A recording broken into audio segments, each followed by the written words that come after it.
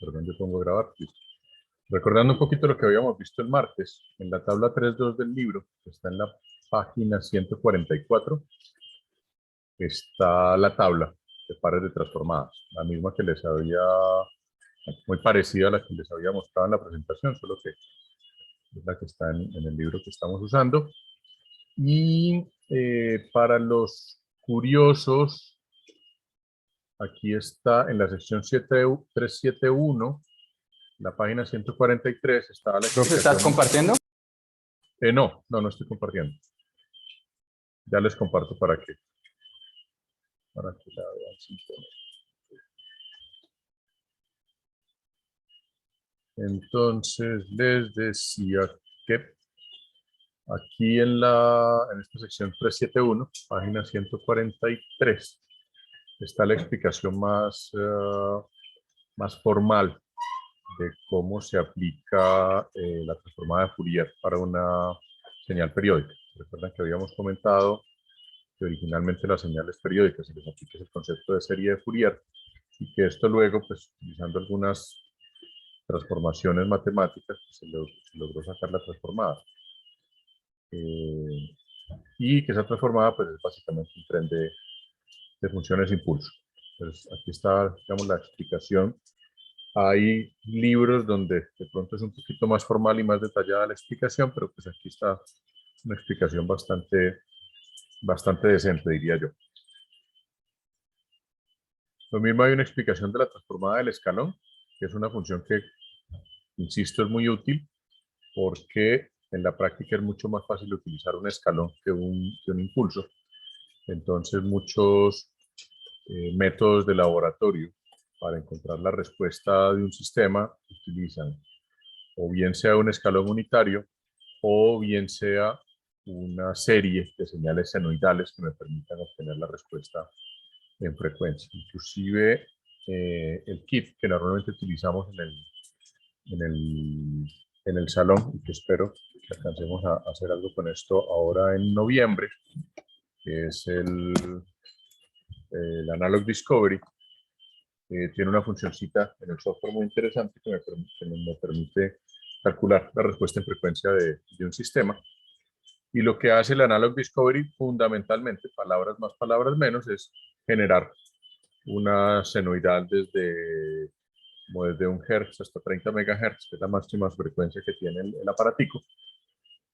Y con eso calcula la respuesta en frecuencia del sistema, que es el equivalente a la respuesta al impulso. Bueno, les había dicho entonces que revisaran la sección 3.8, que es modulación y demodulación de señales. No sé si tienen alguna duda, pregunta, inquietud al respecto. Sí, profe, varias. Bueno, empecemos. Yo también, pero dale primero a Yesteros.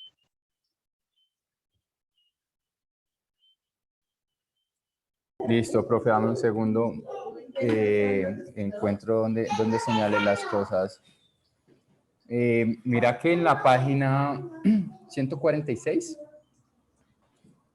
no entiendo al final, abajo, ahí, que dice que hacia el siguiente intervalo de frecuencia, no entiendo cómo esa relación que están haciendo ahí de WC menos B hasta WC más B.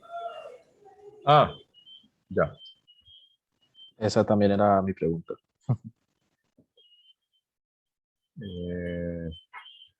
Vengan, se los muestro más fácilmente con una gráfica.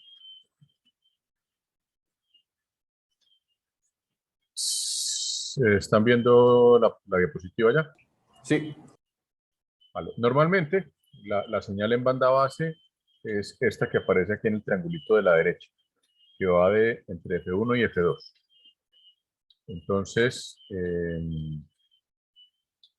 la de F1 menos F2 es el ancho de banda de esta señal. ¿Ya? Eso es lo que en el libro llaman B, el ancho de banda. ¿Listo? Ahora, cuando se hace la modulación, fíjense que la transformada de Fourier de la señal modulada queda de esta forma. ¿Sí? Donde hay una señal que se va hacia la frecuencia de portadora y otro que se va hacia el lado negativo de la frecuencia de portadora. ¿Listo? Entonces, volviendo a la diapositiva, perdón, no era esto.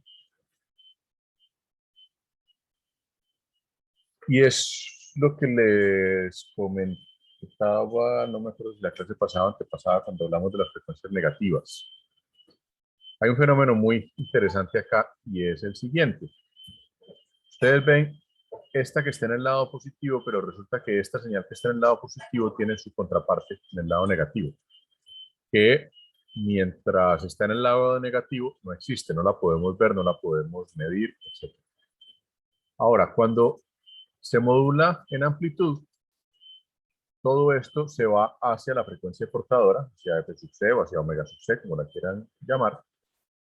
Y fíjense que la de la derecha está ubicada en F sub C más el ancho de banda, y la segunda está en F sub C menos el ancho de banda. ¿Ya? Esa es un poco como la explicación de lo que pasa allí de... ¿sí? Ya, Entonces, al modular, en este caso, en este ajá. tipo de modulación, básicamente se manda la onda como con un espejo, por decirlo así. Lo que pasa en la modulación en amplitud es que como la señal se mueve hacia la frecuencia de portadora, o sea, se mueve hacia la derecha en el espectro,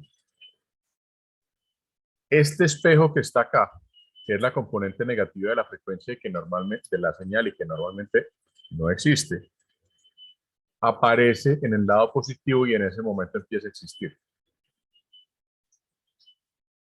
Listo. Y Entonces, eso, y eso es lo que en la modulación en AM se llaman las bandas laterales.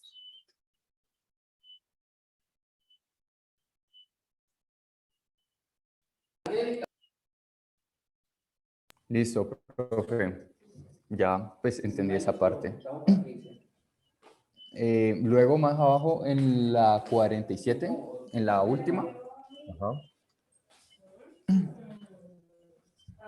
al final, la parte que describe la ecuación, abajo, donde dice arroja. Listo, esto arroja. Ahí sería algo muy... ahí no entiendo por qué aparece la Delta. función del... Ajá.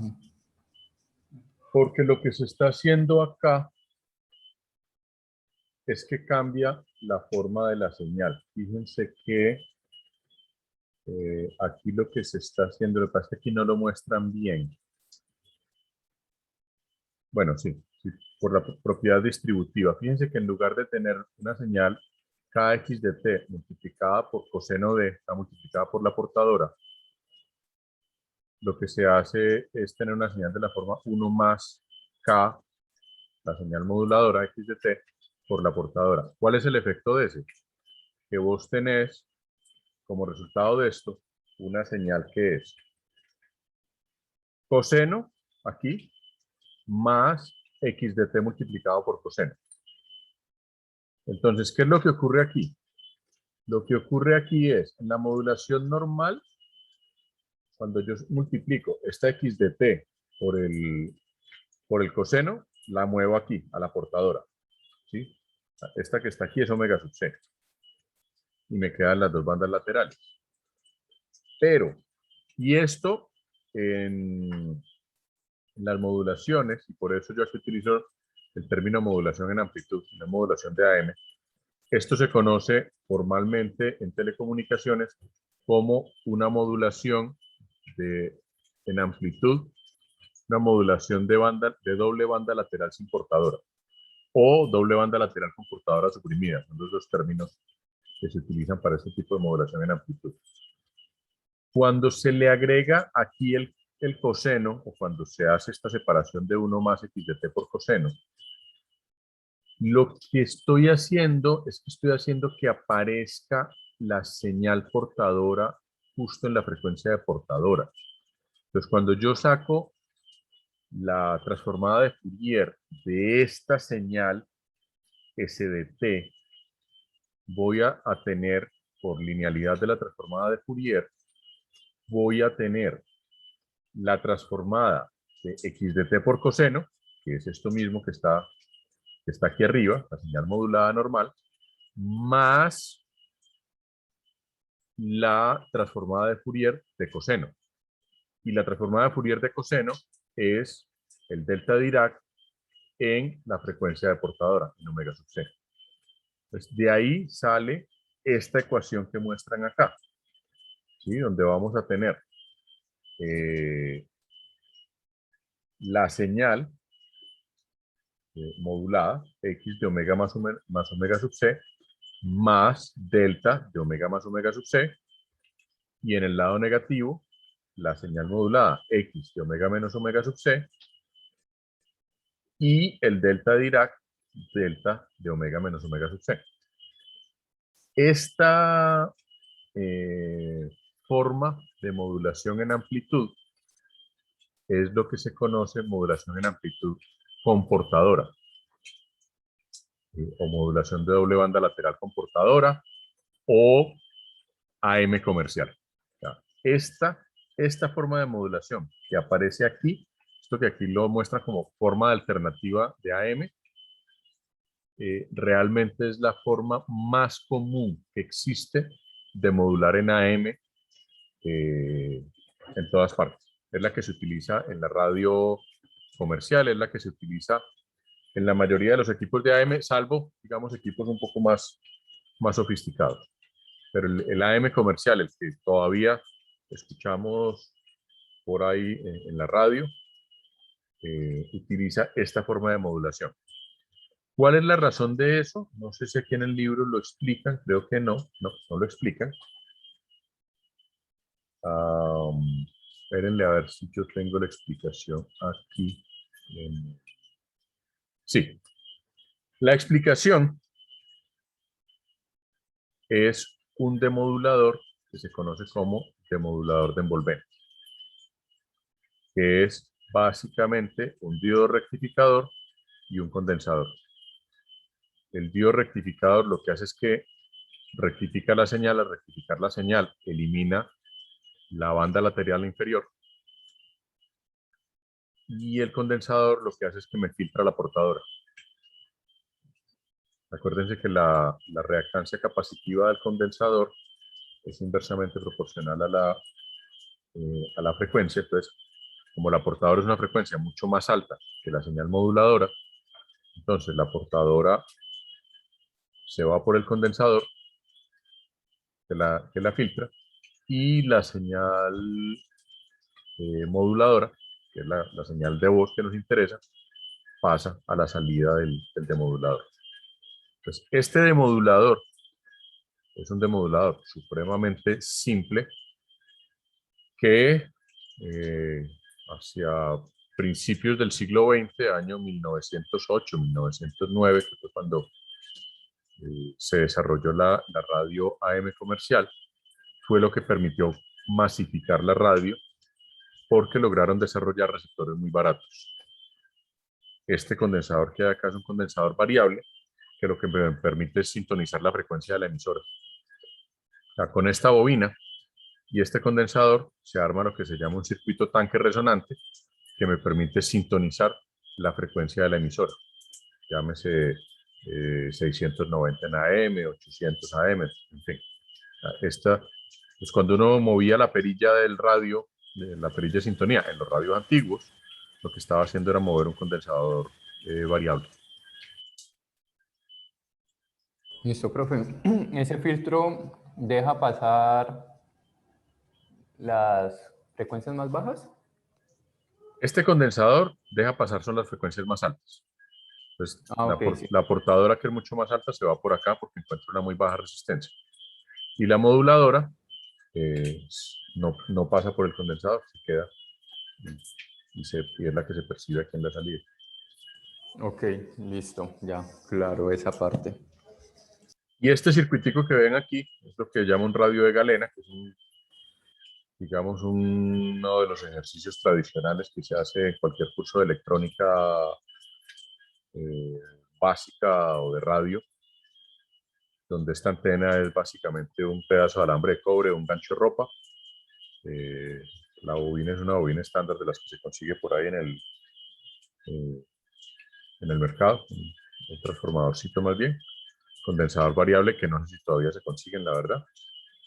Un diodo rectificador normalito. Aquí, pues esto es una referencia europea, que es un N4004, y un condensador de un nanofaradio, y con esto tiene un receptor de AM casero.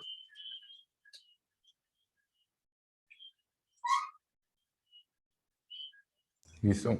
Profe, también un poco, no me queda tan clara la diferencia entre la modulación PM y FM. Creo que Es está más porque es la misma abajo. vaina. Es porque es la misma vaina. Ok. Lo que pasa, eh, lo que pasa es que, mm, a ver, la diferencia, digamos, formal entre una y otra nace de una cosa que se llama el ángulo generalizado. El ángulo generalizado es que cuando uno tiene una función senoidal de la forma coseno de omega sub c por t más un ángulo x, fíjense que omega sub c por t está dado en radianes, ¿sí? Porque omega sub c son radianes por segundo, t es tiempo. Pues esto que hay aquí, omega ct, es un ángulo. Igual que como lo aprendimos en trigonometría por allá en el bachillerato. Entonces, cuando yo le agrego el componente de fase a una señal senoidal cualquiera, coseno de omega sub ct más teta o más pi, lo que tengo es un ángulo generalizado, o sea, omega sub ct más phi es un ángulo. Pues la diferencia entre la modulación de fase y la modulación de frecuencia es que en la modulación de frecuencia yo lo que hago es alterar la omega sub c, sumándole la frecuencia de la señal moduladora, sumándosela o restándosela según cómo varíe la frecuencia de la señal moduladora, o variando la fase también proporcionalmente a la señal moduladora. Pero digamos, el efecto matemático, el efecto desde el punto de vista del coseno es que está cambiando el ángulo. Entonces, el efecto es el mismo. Ahora, lo que se encontró luego experimentando y mirando cosas es que es exactamente igual yo hacer esto, que es modulación de fase, ¿sí?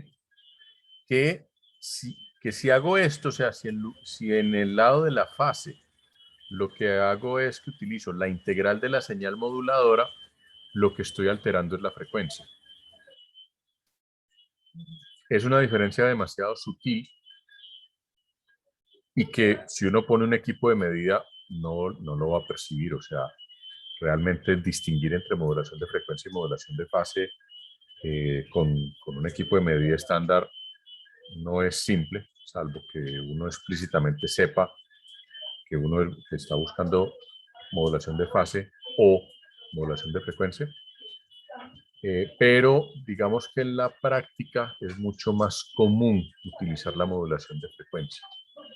Porque, aunque matemáticamente se expresa así, en la práctica se sigue utilizando un modulador que se desarrolló también por allá hacia el año 1920 más o menos, que se conoce como el sistema de modulación de Carson, pero en liberar que yo aquí tengo precisamente el sistema de Carson, que es básicamente una estructura más o menos de este tipo. O sea, aquí viene la señal moduladora, aquí viene la señal portadora, y el modulador de FM, el método de Armstrong, perdón.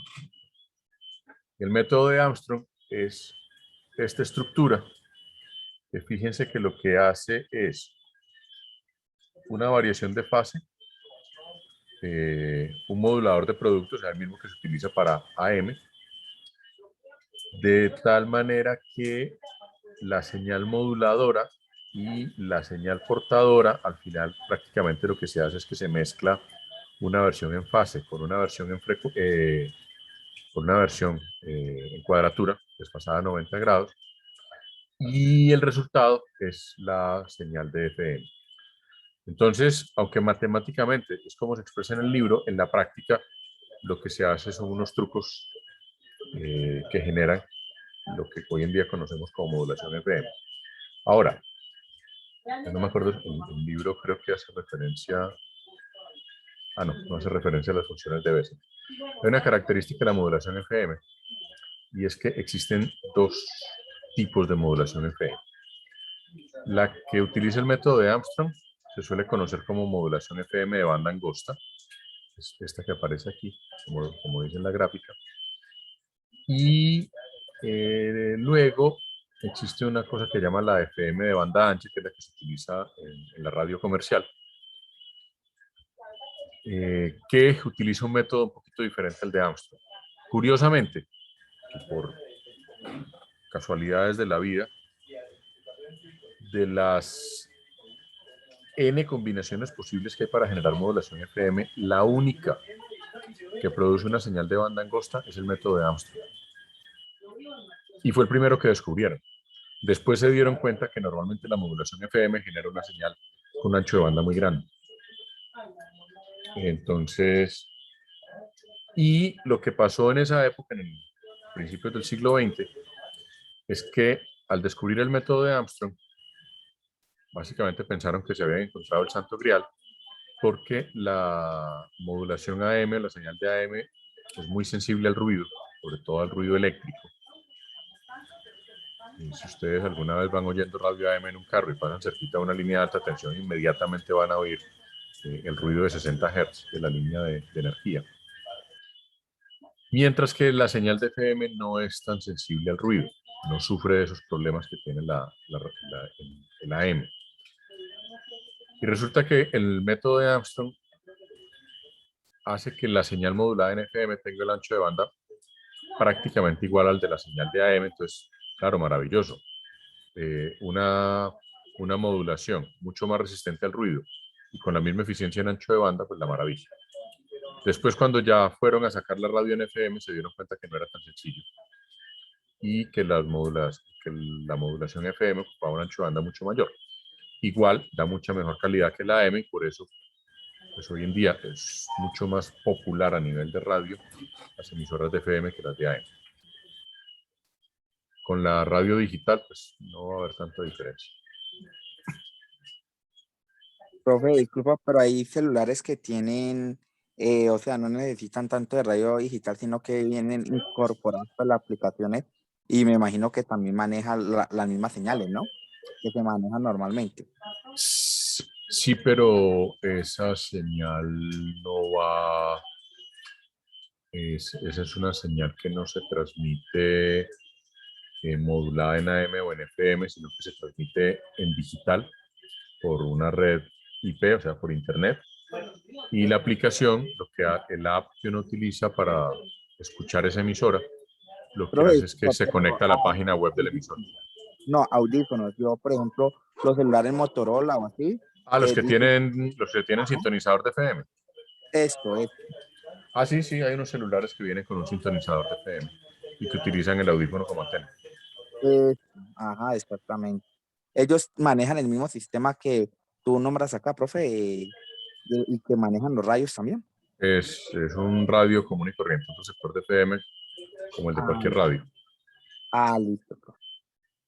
Ya los otros sí que tú dices que son digitales, ya son distintos. Sí, esas apps que hay por ahí, que la de W Radio, Wonder Radio, un montón de apps que hay por ahí para emisoras, que es la que utiliza Radio Samán, por ejemplo, que es la emisora de la universidad, es todo por internet. Entonces lo que hace la app es que se conecta a la página web de la transmisión y lo que uno está es básicamente utilizando el servicio de datos del operador celular. Ok, profe.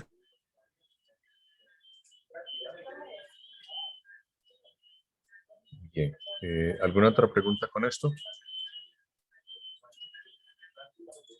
No, es que esa parte, ya lo único pues, que me parece extraño ahí es esa parte del PAM. del T y el E. Esa E mucho menor a 0.2. O sea, no entendí esa parte, pero pues después entendí lo que hace. Es casi como traducir la señal a pulsos, como un tren de pulsos que va representando como la magnitud en cada tiempo. Pero pues... Sí. Lo que digamos que ahí, lo que hace el PAM es que la altura del pulso es proporcional, digamos, a la combinación de bits que se está utilizando. Pues digamos que una PAM binaria, que son unos y ceros, pues tiene una amplitud para el 0 y otra amplitud para el 1, o en algunos casos el 0 lo representa de forma negativa y el 1 de forma positiva. Pero es básicamente una función pulso que tiene una amplitud que es proporcional a los pulsos binarios que estoy transmitiendo. Si es una 4PAM, por ejemplo, entonces, pues para cada combinación de bits tiene una amplitud de pulso. Entonces tengo 4 amplitudes en total. Y en este caso, el periodo del T, lo que me da es la duración del pulso, que tiene que ver básicamente con la velocidad a la que estoy transmitiendo los pulsos. La S significaría lo... No sé qué significa esa ahí. Si lo... ¿Dónde es que dice? Figura 338B. Miremos la figura 338B. Ah. Ya. Bueno, lo que pasa es que aquí están aplicando la PAM con una señal, con una moduladora continua, no con una moduladora digital, que es lo más usual. Entonces aquí el epsilon tiene que ver específicamente con la duración del pulso. Como esta señal es continua y esta de aquí abajo es discreta, el epsilon lo que me va a determinar es cuál es la duración del pulso que voy a determinar de acuerdo al nivel de voltaje de la señal de entrada. Ok, que tiene que ser mucho menor al periodo que se está analizando. Exactamente. Listo. Ahora, hay otra variante de esta PAM que es muy parecida a esto que están haciendo aquí en el libro. Inclusive, digamos que hay una aplicación muy interesante que es una modulación que se llama PWM. En lugar de ser modulación por amplitud de pulso, es por ancho de pulso.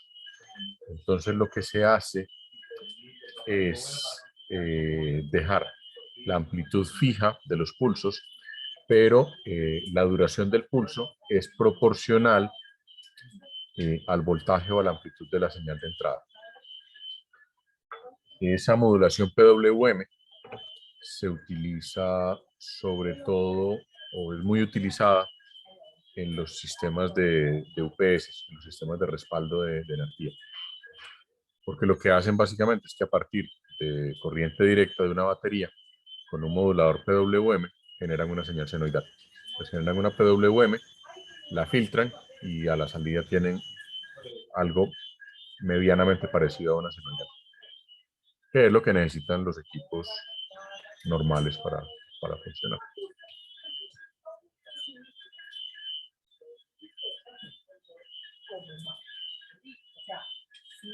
¿Listo?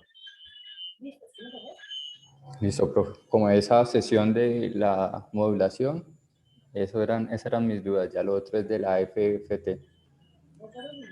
Ok. ¿Alguna otra pregunta con esta parte de modulaciones?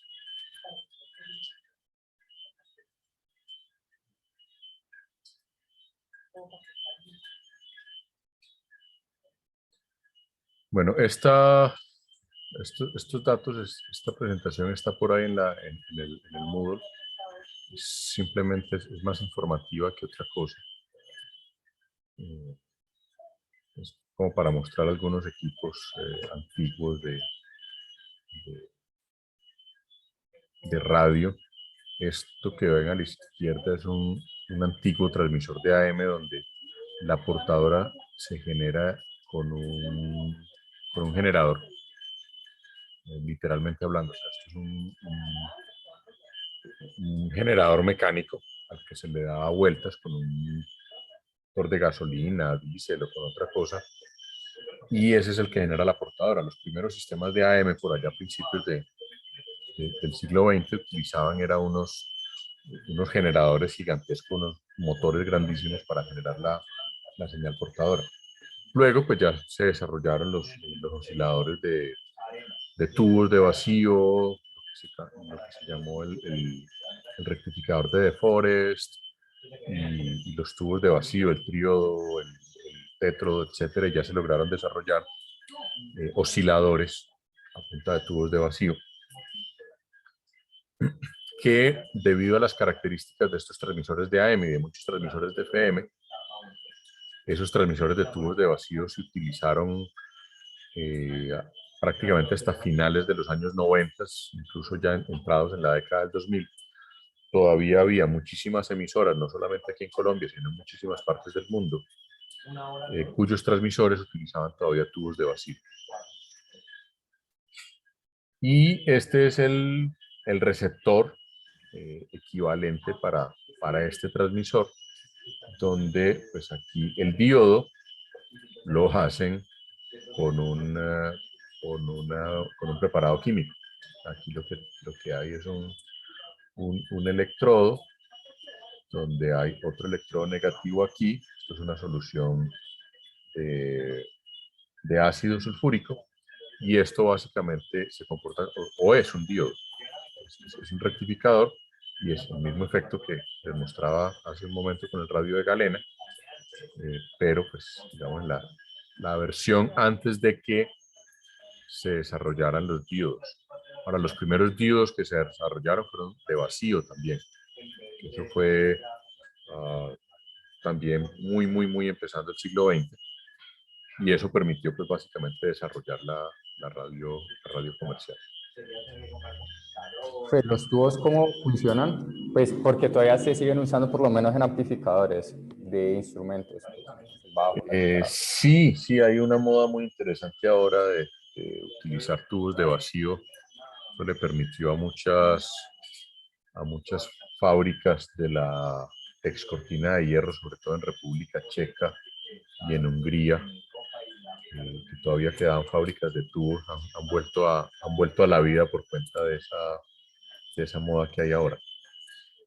Un tubo de vacío funciona básicamente bueno, depende del tubo, pero básicamente el diodo de vacío es un dispositivo muy sencillo que tiene dos componentes. Tiene un cátodo, que es el filamento que se calienta, y un ánodo, igual que un diodo, y fíjense que en los diodos de estado sólido se mantiene la misma nomenclatura. Y lo que pasa es que cuando el cátodo se calienta, empieza a emitir electrones hacia el ánodo y se comporta pues, como un rectificador.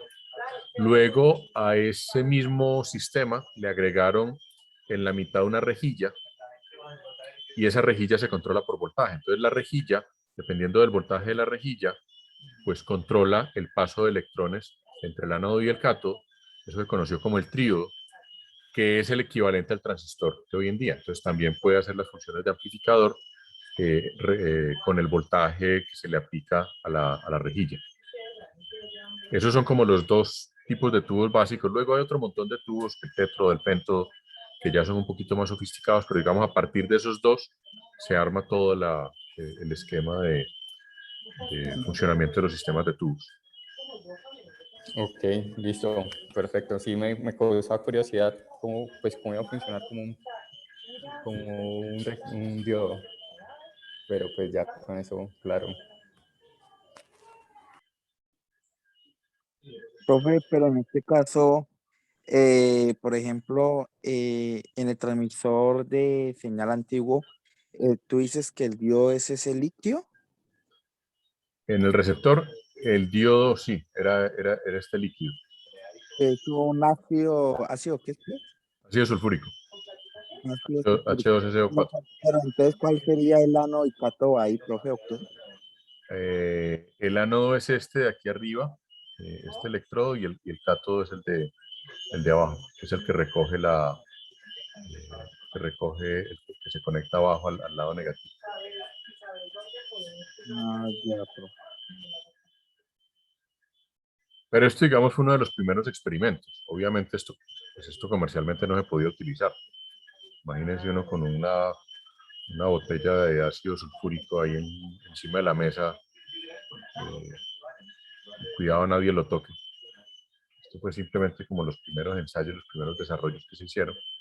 Pero muy rápidamente un señor de apellido de Forest, Lee de Forest, desarrolló el diodo de vacío. Ya a partir de ahí, pues Ah, ok. se dio ¿Qué todo te el iba a decir? desarrollo del ¿Y, crecimiento. y eso se hizo a dónde? ¿En Europa o en Estados Unidos? De Forest era gringo, Ah, ok. fue en Estados Unidos. Claro que hubo desarrollos paralelos en Europa, incluso hay una cosa, hay un tema curioso, y es que aunque oficialmente la televisión se le atribuye a los Estados Unidos,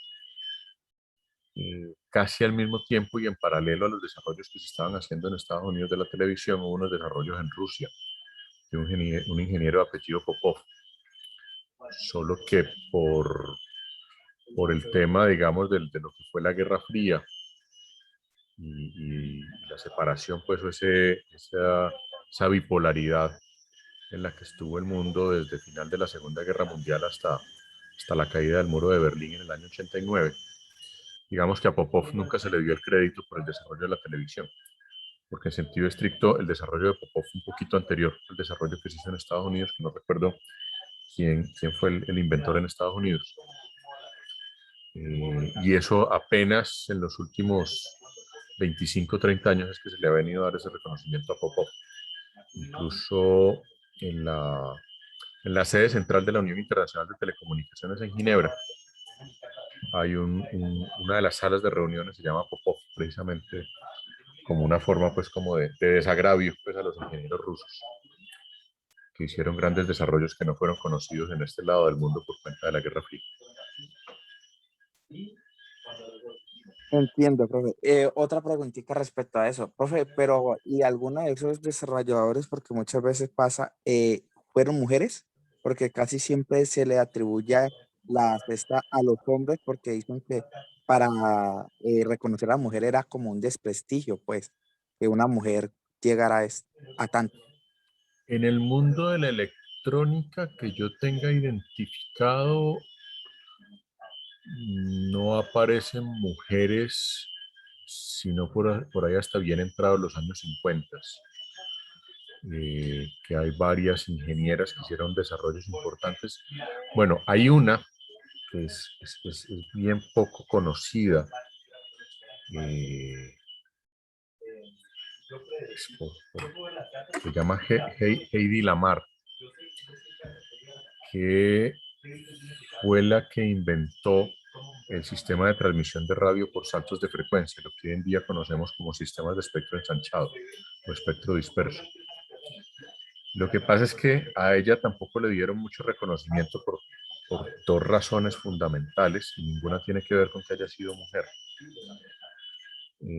sino que ella era alemana, en primer lugar, y era espía. Se hacía pasar por actriz en Estados Unidos, pero era una espía alemana que espiaba para los nazis en la época de la Segunda Guerra Mundial. A ella no me acuerdo si incluso creo que la condenaron a muerte en Estados Unidos cuando la pillaron. Y entonces también se le vino a reconocer ese invento muchos años después. Pero aparte de ella, que fue a finales de los años 30, ese invento, no hay muchas mujeres mencionadas, o no aparecen muchas mujeres en el mundo de las telecomunicaciones por ahí hasta los años 50, donde ya sí empiezan a aparecer. Son más, digamos que son mucho más los nombres de mujeres en el mundo de la informática. El caso de Ada Lovelace, por ejemplo, que fue la, pues, la que desarrolló el primer algoritmo computacional en la historia, por allá hacia finales del siglo 18, 19, si no estoy mal, sí, 19, 1800 algo.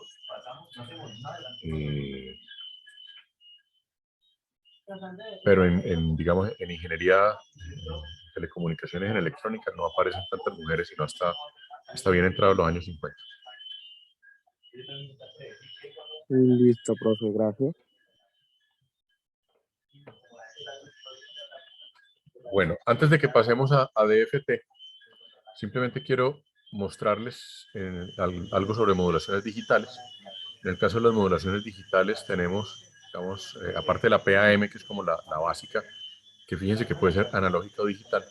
La versión digital de la modulación en fase es la modulación PSK o esta que se llama la QPSK, y es porque la QPSK utiliza 2 bits.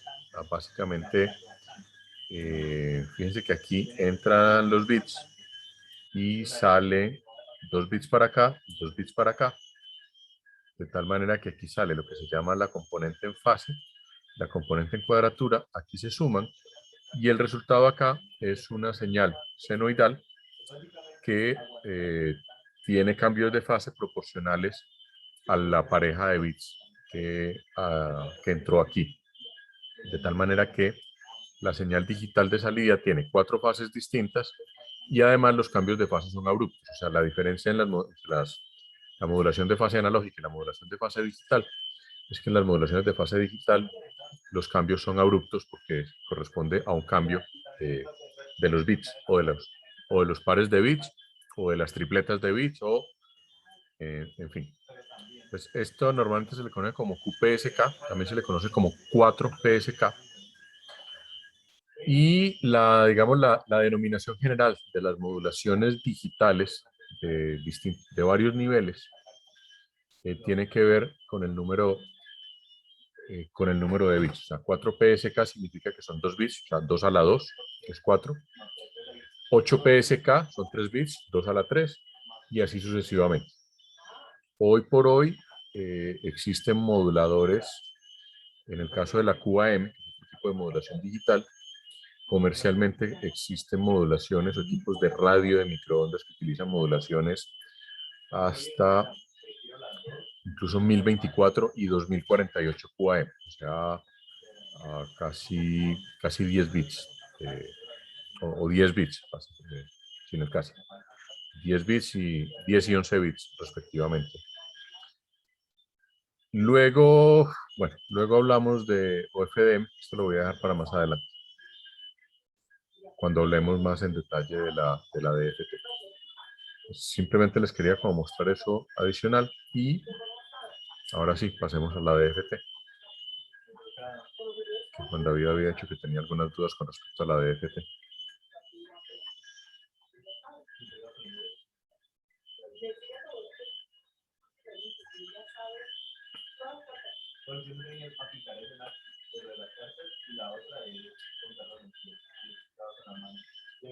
¿Si hay alguna duda con la DFT o...? Profe, pues como dijiste que nos enfocáramos pues en caso Vale, ser necesario más sobre la transformada rápida de Fourier. Ya. No, es que pues le ojeé la parte de la transformada de Fourier en tiempo discreto, pues creo que básicamente es lo mismo que vimos la clase pasada. Sí, señor. Exactamente igual. No encontré mayor diferencia, pero sí en la transformada rápida. Pues entiendo que sirve pues para no sacar tantas multiplicaciones. Pues digamos que la complejidad sería n al cuadrado y de la otra forma queda n por logaritmo de n, pues que de verdad sí se reducen bastante. Pero no entendí muy bien cómo es ese proceso de esa. Y como ciertas propiedades que empezaban a explicar.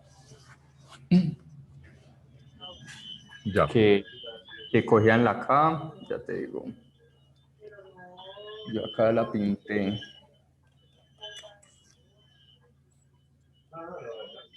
¿Te vas a compartir? No, ya cerca de la página, ya te digo, 96. literalmente despuesito. 96 o 196. Ese 196. Ok. Ahí voy entendiendo lo que van haciendo, pues vuelven Wn, la parte de la exponencial, y pues dicen que no puede ser igual a 1, luego bajan y empiezan a mezclar la parte par e impar. Entonces no entendí muy bien esa parte. Ah, ya. Ah, es que empiezan, claro, hacen la explicación detallada del algoritmo. Está por aquí. Sí. Como que luego eso se vuelve AK, BK, pero pues yo entiendo que eso sería, por ejemplo, aplicarle lo que sería la serie a la parte par y a la parte impar por separado. Sí. Luego de eso las unen, pero luego empiezan a hacer unas igualdades que me perdí. Por ahí. ¿Estas? Sí, y de ahí para abajo.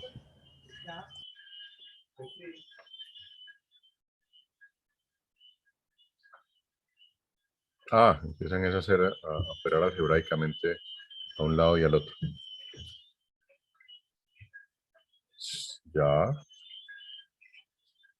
A lo que están mostrando es básicamente cómo funciona el algoritmo para hacer el cálculo, ¿no? Y lo que hacen es, o sea, aprovechan unas propiedades de la misma transformada para poder básicamente simplificar los cálculos y hacerlos de forma matricial. Fíjate que una de las cosas que están haciendo es que este W a la KN n medios, lo que hacen es partir la secuencia en vectores y empezar a operar con los vectores. Pues por eso pueden hacer esta separación. Y luego utilizan unas propiedades de la misma transformada, de la transformada discreta, para poder hacer este reemplazo que están, o estas igualdades que están haciendo acá.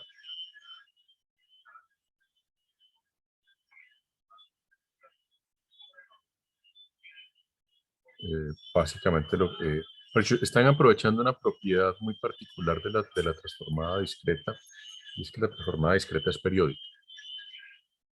Entonces, cuando uno calcula un cierto número de n, la transformada luego se empieza a replicar. Entonces, por esa razón, ellos pueden hacer, digamos, este reemplazo aquí, que los primeros n medios equivale al n completo, solo que 2kn, o sea, hay una simetría allí de la transformada. Y aprovechan esa simetría para hacer estos reemplazos aquí. Y ahí salen estas dos igualdades de esa simetría que tiene la transformada.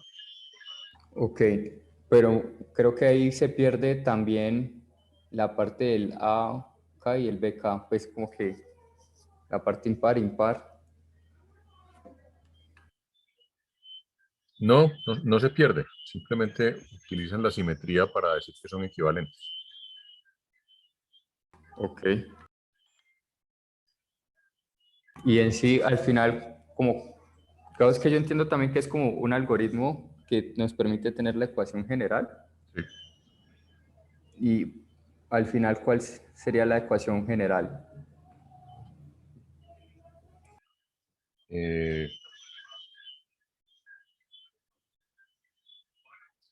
Pues realmente la ecuación general es la que está en 459. ¿Ya? ¿Qué es esta? X sub k es básicamente, esta es la ecuación básicamente de la DFT aplicando la transformada rápida, aplicando la FDFT. ¿Ya? Entonces lo que uno obtiene al final son los n puntos que corresponden a la transformada. Pero esto es simplemente equivalente a la DFT, solo que un algoritmo mucho más eficiente. Ok, porque pues digamos que en la DFT estarían lo de los coeficientes, bueno, no, mentiras, porque la estamos haciendo por la exponencial. Lo que pasa es que los coeficientes exponenciales aquí quedan metidos dentro de esta W sub n a la k. Al final los coeficientes exponenciales están ahí, solo que lo representan de manera distinta, lo representan de forma matricial, para simplificar un poco la parte de las operaciones. Pero digamos, esta ecuación 459 es perfectamente equivalente ya, ¿qué se me hizo? A esta ecuación de aquí, pues a la más general. Ok. Listo. Ahora, ¿qué es lo importante? Y me gusta mucho este ejemplo, sobre todo porque es cortico. ¿Qué es lo importante de la DFT? Que es en lo que nos vamos a centrar un poquito más adelante. Lo importante de la DFT es que es finita, es decir, la DFT lo que se hace es que se calculan los coeficientes de Fourier, o los coeficientes de la transformada, pero un número finito de coeficientes y se pretende, insisto, ojo con esa palabra, se pretende representar una señal discreta cualquiera. En este caso fíjense que tenemos x de 0, x de 1, x de 2, x de 3, y por lo demás es igual a 0, o sea, digamos que una función discreta muy sencilla, pero la representan en el dominio de la frecuencia solamente con 3 componentes de Fourier, ¿ya? Pues, básicamente aquí lo que están haciendo es que van a obtener solamente 3x sub k para representar esta señal. El asunto es qué pasa si ustedes se devuelven. ¿Qué pasa si se devuelven y sacan la inversa? Fíjense que aquí no lo están haciendo. Aquí lo que hacen es que hacen el cálculo en MATLAB, ¿sí? Y si quieren permítanme, yo abro el MATLAB y hacemos el ejercicio rápidamente.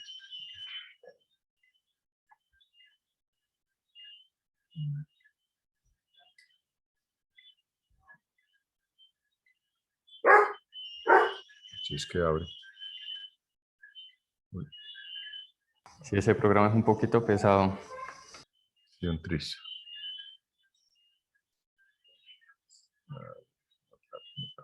¿Qué pasó? Ahora sí. Ahora me van a abrir. Él siempre se toma su tiempo, pero abre. Sí, sí, sí.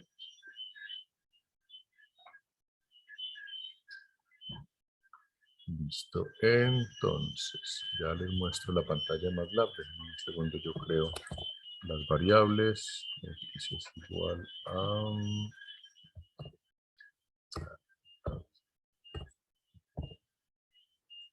1, 2, 1. Esta joda. Y ahora entonces le decimos que x sub k es igual a FFT de x. ¿Listo? Y tarán. Pues ahí, fíjense que aquí aparecen los coeficientes. Bueno, queda un detalle. La FFT por defecto no son 3 componentes, son muchos más. Sin embargo, aquí tenemos 1, 2, 3, 4. Me da 4 y ellos aquí calcularon parte real 1, 2, 3, 4. Listo. 0, 1, 2, 3. Sí. Aquí coincidió básicamente porque usaron una señal muy simple. Y bueno, aquí utilizaron la función de FT, pero realmente yo prefiero utilizar en MATLAB la FFT para no enredarme mucho. Si yo tomo, llamémosla, esta x sub 0 es igual a i FFT de x sub k, Entonces, pues, claro, si lo escribo bien funciona muchísimo mejor, compadre. Listo. Y sub k, ahora sí. Y x0 es 1, 2, 2, 1. Aquí, esto funcionó a las mil maravillas. Ahora, resulta, sucede y acontece que el n que uno utilice para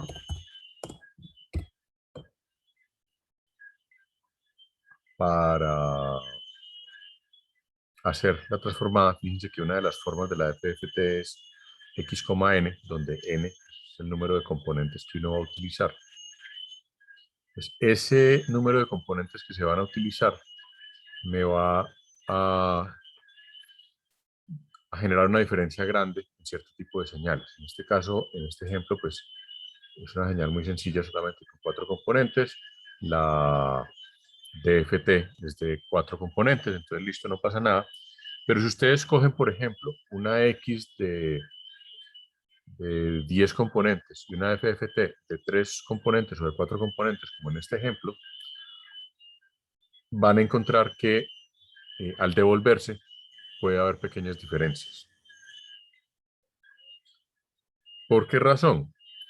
Porque básicamente lo que estamos tratando de hacer con la transformada discreta de Fourier es representar en el dominio de la frecuencia una señal del dominio del tiempo, pero en el dominio de la frecuencia deberíamos tener infinitos componentes. En la práctica no estamos usando infinitos componentes, estamos utilizando el número finito. Y eso va a producir un efecto que se llama el efecto de fugas. Eso de pronto volvemos a hablar un poquito más adelante con más detalle. Y ahí les voy a dejar unos tallercitos al respecto. Pero el asunto es que a veces la representación o la transformación utilizando la DFT o la FFT no es completamente fiable, no es 100% fiable, porque pues digamos que algo donde normalmente o matemáticamente está demostrado que se necesitan infinitos componentes, pues estoy utilizando un valor finito de componentes. Sin embargo, funciona y funciona decentemente. Es decir, ese tema de las fugas es un tema que se sabe que existe y simplemente se buscan formas de lidiar con eso. Y lo del efecto de las fugas tiene que ver con con lo que veíamos, creo que en la clase del martes, con la serie de Fourier, que es con los bordes, ¿no? Con los componentes de alta frecuencia. Si yo estoy utilizando muy pocos componentes para mi DFT, lo que estoy haciendo es que no estoy representando los componentes de las mayores frecuencias. Entonces se me va a producir ese efecto donde los componentes de más alta frecuencia de la señal discreta no van a quedar bien representados. Y para eso pues hay unas técnicas de las que ya hablaremos en su momento. Por lo demás, las propiedades de la DFT son exactamente las mismas. Bueno, creo que hay unas propiedades adicionales que no tenemos normalmente con la transformada continua, pero digamos las mismas propiedades de la transformada continua existen para la transformada discreta. Que hay una serie de ejemplos en MATLAB, ya la idea es que las revisen un poquito más adelante. Este ejemplo es bien interesante, el de una sinusoidal truncada, porque es la situación que les mencionaba también el martes. Las señales que tienen duración finita en frecuencia van a tener un ancho de banda infinito. Sin embargo, cuando utilizamos la transformada discreta, pues la transformada discreta también va a ser finita y por lo tanto vamos a tener cierto error, que es un error que es manejable, que es suficiente con que sepamos que existe y en algunos casos incluso se puede calcular si hace falta, pero eso no significa pues que haya que hacer muchas piruetas, simplemente hay que tener en cuenta que eso puede ocurrir. Bien, bueno, aquí está lo del FFT, no me acuerdo si un resumen de propiedades un poquito más adelante. Segundito. Bueno, aquí volvemos a lo del famoso filtro. Se está trabajando desde el capítulo 1, es el de precios de acciones. Lo que podemos hacer ya para la próxima clase es hacer unos análisis de estos ejemplos. Les propongo que implementen estos ejemplos en MATLAB y miramos pues, unas aplicaciones interesantes de la transformada, de la FFT o de la DFT para las manchas solares, que es uno de los ejemplos, o para este el precio de las acciones, que es mirar un tema de variabilidad, o sea, es mirar en frecuencia cómo es el comportamiento de las acciones, qué pasa con estos picos, qué pasa si los suavizamos utilizando ese filtro de media con el que se viene trabajando desde el capítulo 1 y cómo cambia pues, el espectro de frecuencias. Es decir, que aquí hay unas aproximaciones en frecuencias y demás. Vale. Les dije que íbamos a hablar hoy también, digamos, de lo que iba a ser nuestra primera evaluación.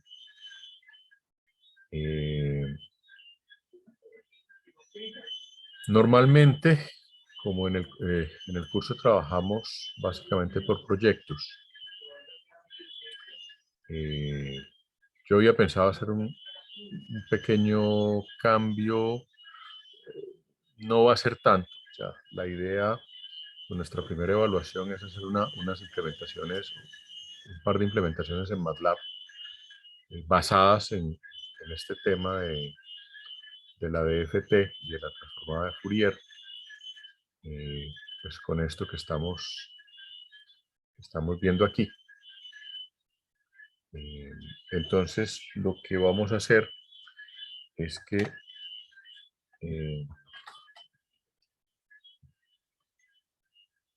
para el fin de semana yo les subo al Moodle la descripción del proyecto, cuáles son, digamos, los scripts del libro en los que se van a basar para que ustedes lo implementen. Y de ese proyecto, pues la idea es que ustedes hagan luego una sustentación. La idea es que lo miren el fin de semana. Yo en cuanto lo suba les escribo un correo para que ustedes revisen el proyecto y establezcamos con detalle la fecha de entrega.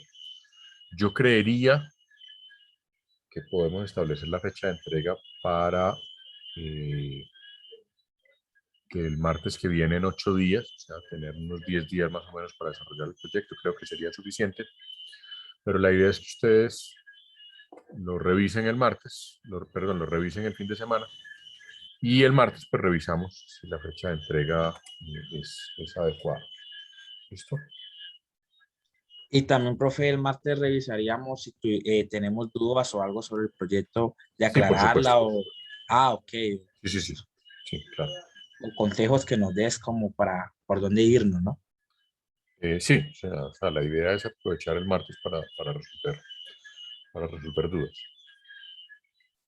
Pero entonces, en principio, la idea sería el martes 5 de octubre, sería la fecha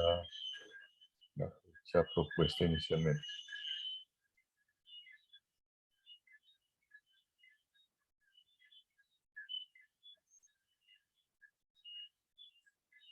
Listo. ¿Alguna duda sobre esto?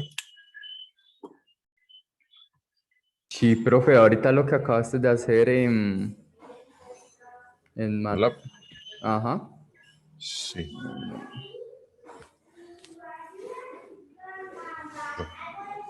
Eso sería para la semana 9, ¿cierto? Sí. Y viernes.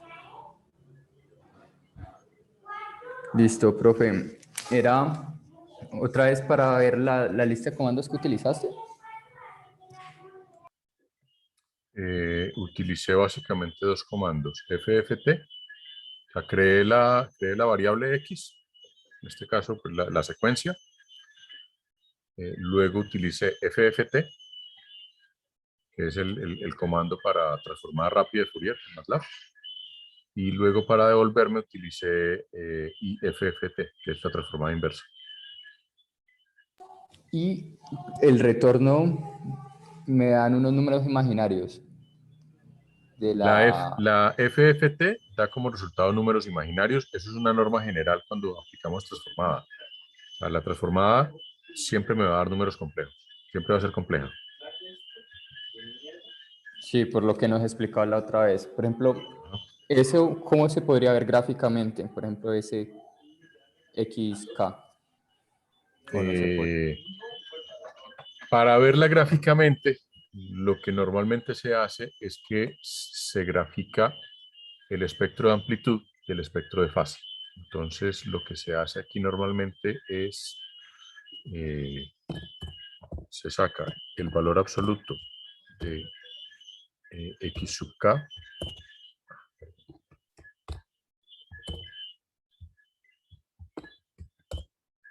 ¿sí? Y lo que realmente uno grafica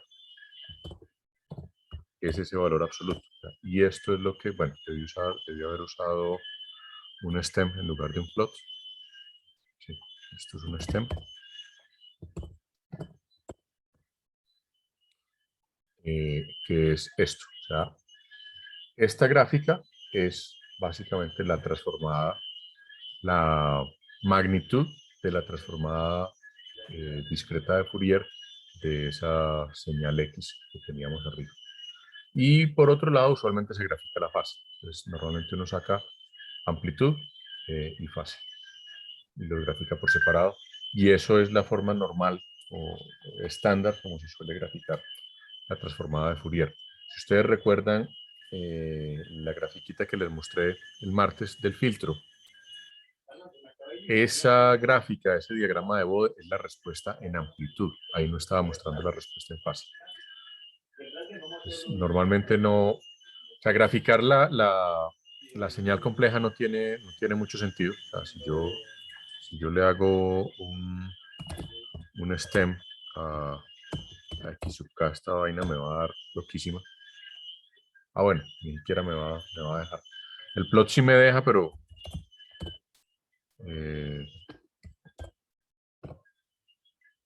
el plot me da una vaina loca. Esto sería el plot de la función compleja, que no tiene, digamos, ninguna interpretación física. Entonces, normalmente lo que se hace es que se saca por separado el espectro de amplitud y el espectro de fase. El espectro de amplitud con el valor absoluto y el espectro de fase sí es un poquito más engorroso porque toca sacar la tangente inversa de la señal. Toca separar, toca sacar parte real, parte imaginaria y hacer la tangente inversa de una y otra. Entonces, eso me da la fase. Ok. Ahorita, pues también como para poder relacionar nuestros valores de la señal eran 1, 2, 2, 1, ¿cierto? Correcto. Y nuestra gráfica de la, eh, de la función rápida de Fourier, la transformada rápida de Fourier, nos dio 1, 2, 4 con diferentes magnitudes, ¿no? Uh-huh. Eso sería que la frecuencia 1 tiene tal dentro de esa señal. ¿Cómo, perdón? Es como entender también esa relación de las dos. Es decir, por ejemplo, una es a la que le estamos haciendo la transformada rápida de Fourier. Sí. Básicamente estoy convirtiendo la transformada en el tiempo desde el lado de la frecuencia. Entonces las frecuencias que me salen serían como, podría decir que la frecuencia 1 en el gráfico STEM es la principal, porque era la que tenía mayor magnitud. Ajá. Y en este caso nomás tendríamos 3 frecuencias, 1, 2 y 3. Tendríamos, se supone que son 4. Tendríamos 4, sino que tiene parte Tenemos, real y tiene parte imaginaria. exacto, tenemos esta primera de amplitud 6, esta segunda de amplitud 1. Bueno, raíz de 2, esta es 0 y esta es raíz de 2 nuevamente.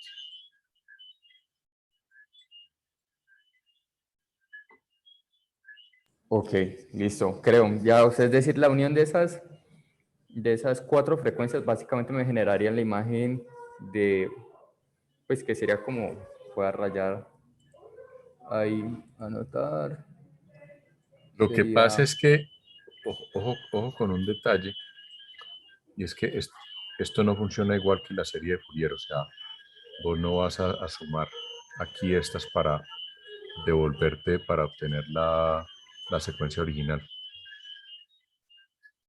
Entonces, no, porque no, que esto es una secuencia. Y además, y qué bueno que trajiste a colación este detalle. O sea, esto simplemente es la representación en el dominio de la frecuencia de esta secuencia. 1, 2, 2, 1. Ya está. Esto que tenemos acá no tiene ningún significado físico a menos que tengamos una información adicional que es la frecuencia de muestreo. Una particularidad de la transformada discreta de Fourier y en general de las señales discretas es que las señales discretas no tienen un significado físico si yo no tengo una información adicional como la frecuencia de muestreo. Entonces, claro, yo matemáticamente puedo calcular la transformada discreta de Fourier de esta secuencia 1, 2, 2, 1, pero esto que estamos viendo aquí no tiene ningún significado físico. En el momento en que yo le ponga a esto una frecuencia de muestreo, esto sí va a tener ya un significado físico. Por ahora esto no tiene un significado físico. listo. Yo sé que eso suena no, es rarito, pero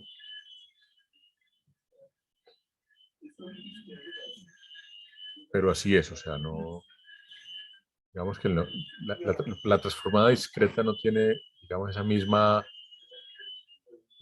fuerza, ese mismo significado físico de la transformada continua, porque es que la transformada continua me está dando una información en frecuencia directamente, o sea, yo directamente sé que el eje horizontal en la transformada continua es un eje de frecuencias.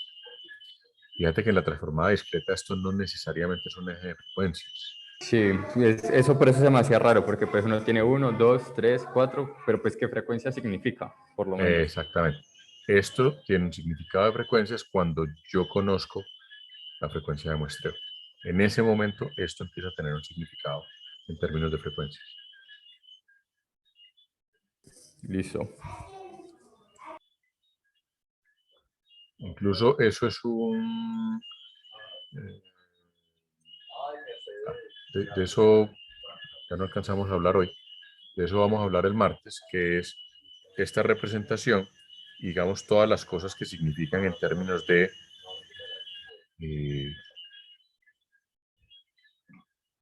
qué es la separación de frecuencias entre un componente y el otro, cómo se calcula, y siempre tengo que tener el dato de la frecuencia de muestreo para poder calcular y decir, mire, yo estoy representando un ancho de banda de tanto, cada componente de Fourier tiene una diferencia de frecuencia de tanto, etcétera, etcétera, etcétera.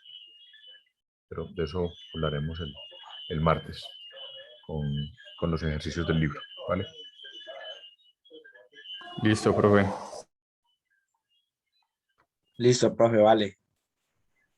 Bueno, de todas formas, pues échenle otra miradita ya ahora sí al capítulo 3 con más detalle, sobre todo a los ejemplos, que son los que vamos a trabajar el martes. Y nada, el martes Profe, ¿el 3 o el 4? Los ejemplos. el 4, perdón, el 4. yo. Listo.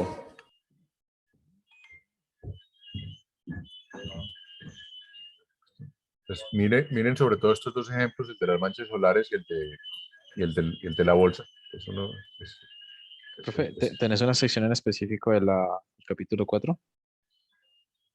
los ejemplos que le estoy diciendo. El Ok.